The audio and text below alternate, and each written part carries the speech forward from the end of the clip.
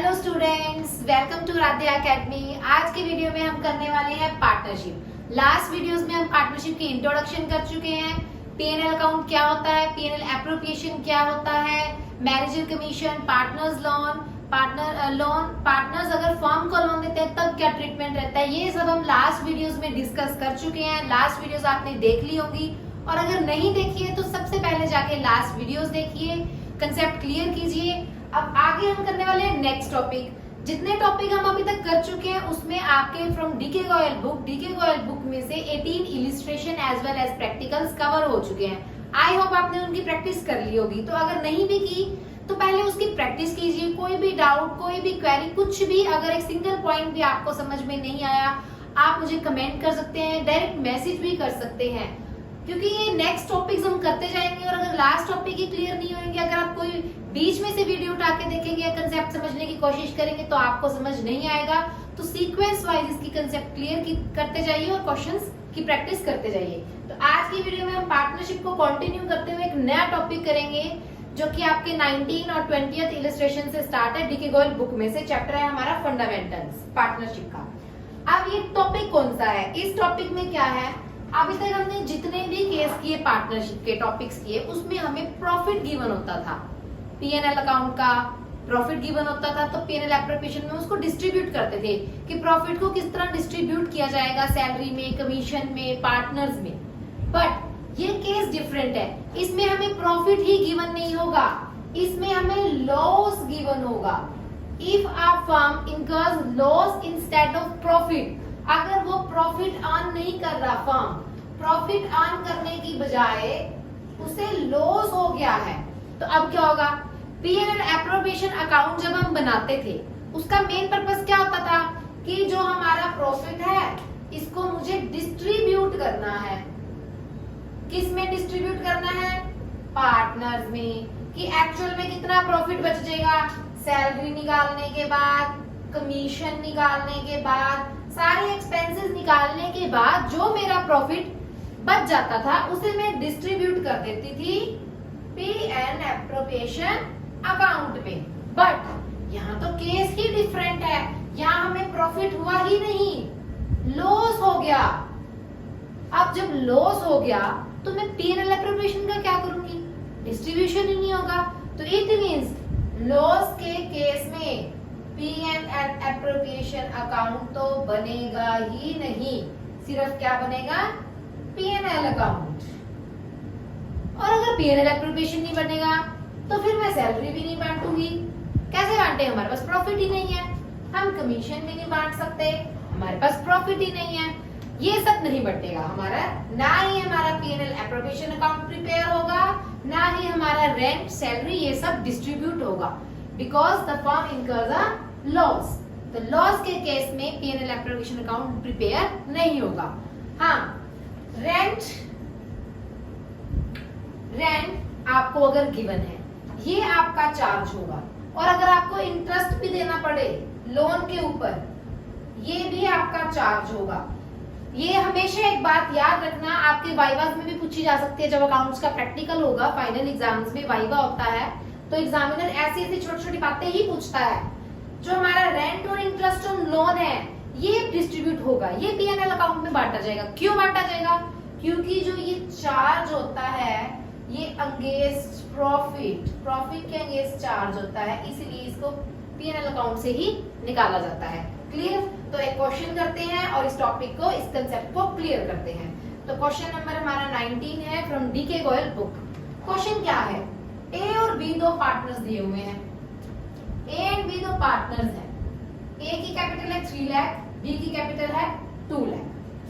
ए loan देता है firm को 50,000, ए ने लोन दिया है फर्म को 50,000 1 अक्टूबर 2018 को।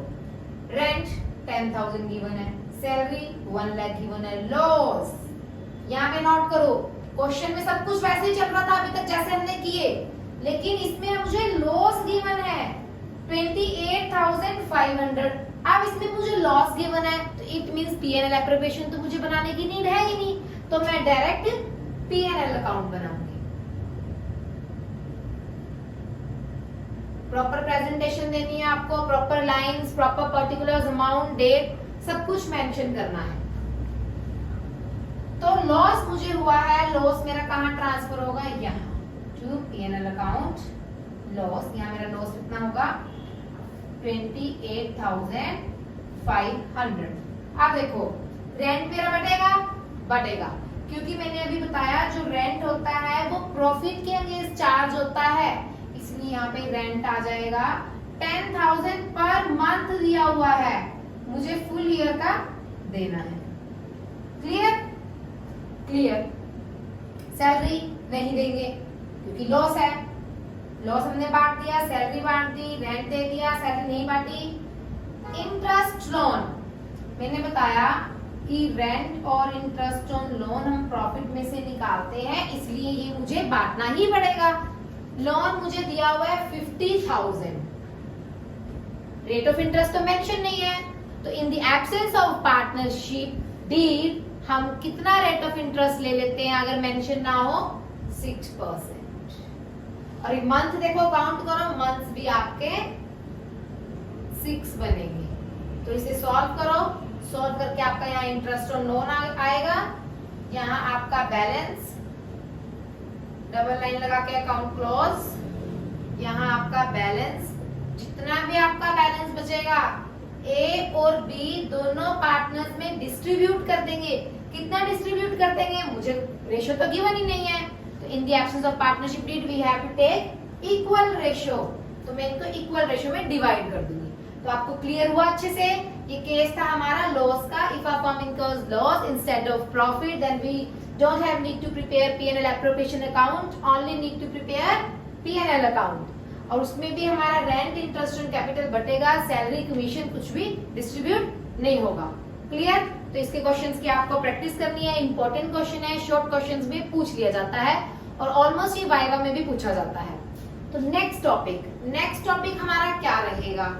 अभी तक जो हमने 2 केस कर लिए, एक केस तो नॉर्मल सिंपल वाला किया कि हमें प्रॉफिट होता है तो क्या करना होता है, P&L अकाउंट एप्रोप्रिएशन में डिस्ट्रीब्यूट कर देते हैं हम। उसके बाद हमने देखा कि अगर फर्म को भाई प्रॉफिट ना हो, लॉस हो जाए तो क्या करेंगे, वो भी हमने कर लिया। अब तीसरा केस, अब हमें प्रॉफिट तो हो रहा है लेकिन हमारा एप्रोप्रिएशन ज्यादा है और प्रॉफिट कम है। सपोज एक एग्जांपल देती हूँ, सपोज करो कि मैं अर्न कर रही हूँ, मेरी पॉकेट मनी है, मेरी अर्निंग है 30,000, लेकिन मेरे खर्चे 40,000। अर्निंग तो है मेरे पास, पैसा तो मेरे पास आ रहा है, प्रॉफिट भी मेरे पास आ रहा है, लेकिन मेरे खर्चे उस प्रॉफिट से ज्यादा हो गए, तो अब मैं क्या करूं। सेम यही केस पार्टनरशिप का है। अगर प्रॉफिट है बट आपका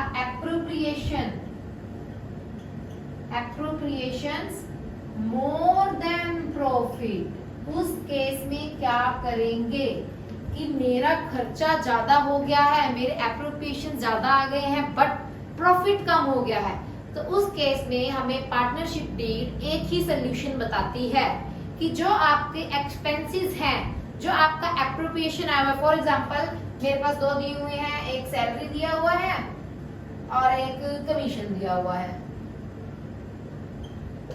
ठीक है। ये दिया हुआ है मुझे 30,000, ये दिया हुआ है मुझे 50,000, टोटल खर्चे हो गए मेरे 80,000, लेकिन प्रॉफिट मेरे पास पड़ा था 60,000। जस्ट फॉर एग्जांपल, प्रॉफिट मेरे पास 60,000 पड़ा है और खर्चे मेरे पास 80,000 हो गए। तो पार्टनरशिप डीड यही कहती है कि अगर आपके पास एप्रोप्रिएशन मोर देन प्रॉफिट है तो आप उसी एप्रोप्रिएशन का रेशियो फाइंड आउट कर लोगे। अब इसका रेशियो क्या बनेगा, 3:5, और जो आपके पास आपका एक्सपेंसेस है उसको उसी रेशियो में क्या कर दोगे, डिवाइड कर दोगे। क्लियर। तो इसको कंसेप्ट को क्लियर करते हैं एक क्वेश्चन करके। तो टॉपिक को, कंसेप्ट को समझते हैं एक क्वेश्चन के थ्रू, जो मैंने भी बताया कि अगर प्रॉफिट तो हमें गिवन है बट जो हमारे एक्सपेंसेस हैं, एप्रोप्रिएशंस हैं, वो प्रॉफिट से ज्यादा दिए हुए हैं। तो क्वेश्चन नंबर है हमारा 21 from DK Goyal book, A and B are partners in the ratio of 2:1।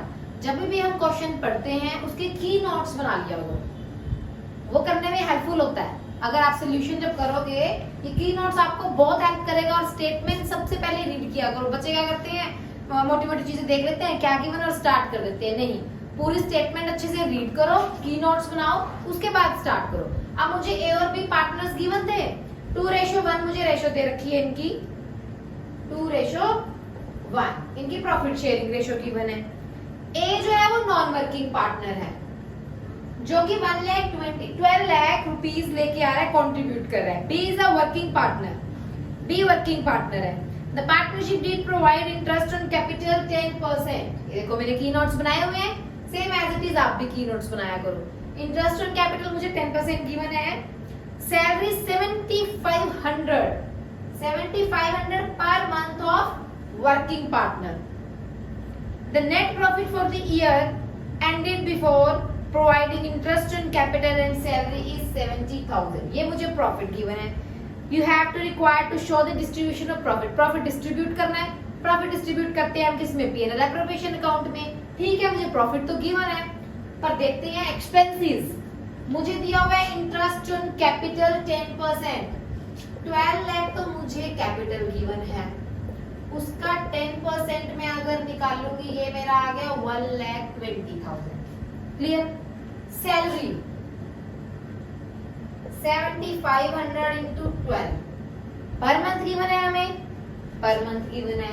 ये आपका 90,000 आ गई सैलरी। टोटल एक्सपेंसेस ही मेरे 210 है, प्रॉफिट मेरे पास 70,000 पड़ा है, तो मैं कैसे डिस्ट्रीब्यूट करूं? देख रहे हो ना आप यहाँ पे, आपके एक्सपेंसेस, आपका एप्रोप्रिएशन मोर देन प्रॉफिट है, तो आप कैसे डिस्ट्रीब्यूट करोगे? तो एक ही सोल्यूशन हमें डी उसका बताता है। क्या सोल्यूशन बताता है कि जो आपके एक्सपेंसेस हैं उनकी रेशियो फाइंड आउट कीजिए, यानी कि इंटरेस्ट ऑन कैपिटल और सैलरी। ये दिया हुआ है 1,20,000, ये दिया हुआ था 90,000, ये आएगा 4:3। सबसे पहला स्टेप आपको इसका रेशियो फाइंड आउट करना है। रेशियो मेरा आ गया 4:3। अब इस प्रॉफिट को, इस 70,000 को मैं इसी रेशियो में डिस्ट्रीब्यूट कर सकती हूँ, इससे ऊपर डिस्ट्रीब्यूट कर ही नहीं सकती क्योंकि मेरे पास पैसे और पड़े ही नहीं है। तो पीएनएल अकाउंट में 70,000 को 4:3 में डिस्ट्रीब्यूट कर देंगे। पीएनएल अकाउंट प्रिपेयर करेंगे। प्रॉफिट है मेरा 70,000, इसको हम 4:3 में डिस्ट्रीब्यूट कर देंगे to interest on as capital. कितना इंटरेस्ट था हमारा 70,000 को 4:3 में बांटोगे 30,000 आपका आ जाएगा। क्लियर। तो दोनों टॉपिक्स बहुत इंपॉर्टेंट थे, एक लॉस वाला केस, दूसरा जब आपको प्रॉफिट जो दिया हुआ है लेकिन एप्रोप्रिएशन से कम दिया हुआ है। क्लियर। तो ये आपके क्वेश्चंस हो जाते हैं 22 तक क्वेश्चंस की आपको आज ही प्रैक्टिस करनी है और मुझे फटाफट से बताना है। नेक्स्ट टॉपिक बहुत इजी है, उसमें कुछ रूल्स हैं वो आपको याद करने हैं, ड्राइंग्स फाइंड आउट करने हैं। इसमें बहुत सारे केसेस दिए हुए हैं, वो केसेस में आपको एक टेबल बना के बताऊंगी और आपको उस टेबल को अच्छे से लर्न करना है कि किस मंथ में आपको किस केस में कितने मंथ्स लेने हैं। नेक्स्ट टॉपिक है हमारा calculation of interest on drawings. तो इसमें बड़े सारे केसेस हैं, इन केसेस को आपको पेपर में क्वेश्चन में कोई भी केस मेंशन हो सकता है, आपको उसका रेट ऑफ मंथ याद रखना है, कितने लेने हैं। मंथली की अगर बिगनिंग है, beginning of every month 6.5, middle of every month 6, end of every month 5.5, beginning of quarter 7.5, middle of quarter 6, end of quarter 4.5, same as is 6 month 9 months। 4 cases हमें गिवन है, मंथली, क्वार्टरली, 6 मंथ, 9 मंथ।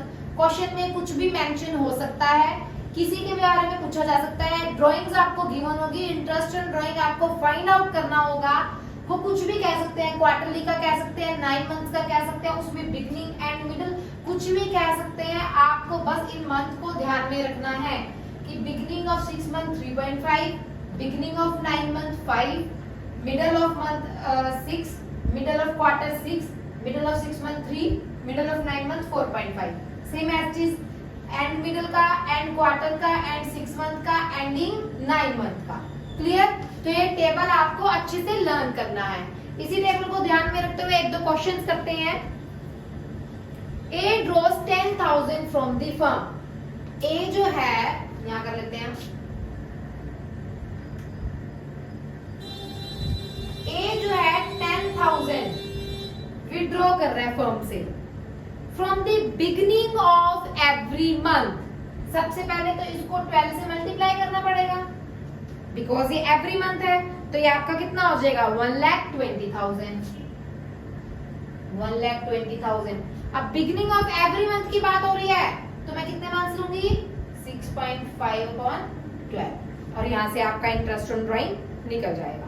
और कितना rate of interest given है मुझे 8%, 8/100। तो इस तरह आपको ध्यान में रखना है। क्लियर? नेक्स्ट बोल रहा है C draws 10,000 to the firm in the middle of every month. सबसे पहले 12 से मल्टीप्लाई करेंगे 120 आ जाएगा। 8% लेना है, मिडल है तो 6/12। क्लियर? बस आपको क्वेश्चन में ये ध्यान रखना है कि ये पर मंथ लिखा हुआ है या पर एनम। पर मंथ अगर लिखा हुआ है तो आपको पहले उसे 12 से मल्टीप्लाई करना पड़ेगा। 1 ईयर में 12 मंथ्स होते हैं। एक केस और करते हैं। If he withdraw 20,000 during the middle of each quarter.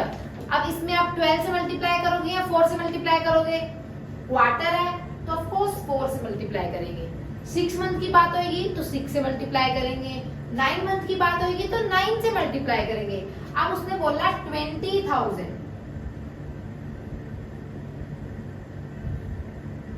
20,000 quarter है तो 4 से मल्टीप्लाई 80।